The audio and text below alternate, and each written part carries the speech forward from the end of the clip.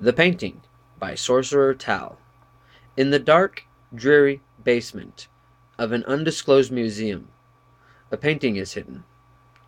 A painting so exquisite that none dare lay eyes upon it. It is said that the artist that created this masterpiece was found dead upon its completion. No one knows why, but perhaps the painting left behind was intended as a sort of suicide note. The pain and desperation in this painting is not readily apparent to the eye. There is nothing in the painting that is painful, but the feeling persists nonetheless. Wherever the hidden mystery lies, none who have seen the painting have ever departed from it without tears in their eyes. Many will never be the same, and several cases of suicide are associated with this lovely painting. The curator went insane on the very first night of the portrait's arrival, only moments after its unveiling.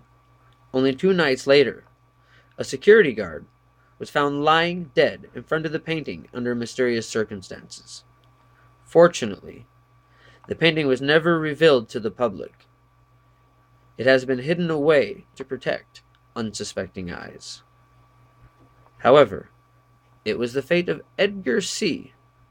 to carry this cursed jewel down to its final grave. The last instruction of the mad curator, before he was locked away, was that the painting be burned and never looked upon again. As he carried the painting to its final destination, it was already covered in a thick shroud of simple burlap that hid the entire work from view. He was instructed to leave it so. The new curator was very clear about that. To look upon this painting was at the very least to invite madness. Edgar was a lover of the arts, a spectator who can create no beauty of his own, but he reveled in the talent of others. He managed to resist for quite some time. With all the precaution taken, he truly believed the hideous form upon the canvas to be a curse. With each step down into the basement, however, his desire to see the painting grew, and what was painted there that drove men wild. What could the artist have created to drive himself mad? As he continued walking down the stairs, struggling with his thoughts, a dark siren's call seemed to place words into his brain. No one would know if he peeked, it seemed to whisper to him. If you peeked, you would be the last to see this infamous masterpiece, so perfect that it must be hidden from view. No, it is cursed, he told himself. I must not look. Men have died from a mere glimpse of it. When he reached the bottom of the steps, his resolve wavered for just a moment, but shaking himself forcibly, he managed to carry on.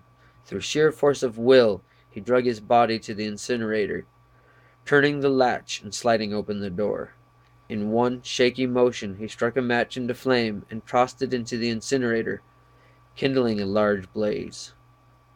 Just one more moment, and he would be free of this terrible burden. Almost shrieking with a mix of effort and terror, he flung the accursed painting into the fire. But he held his gaze too long. As the fire consumed the protective shroud hiding the painting from his view, it left the canvas unmarred, and there, in all its horrific glory, was the painting. Struck with such perfection, Edgar lost all sense and reached into the flames. In the morning, after Edgar failed to return home, his wife went to the museum to inquire as to his whereabouts. The security guard, sensing something amiss, immediately ran to the basement and returned pale and shaken. In the basement he had not found Edgar, but an unmarred painting, grasped by a single charred and smoking hand.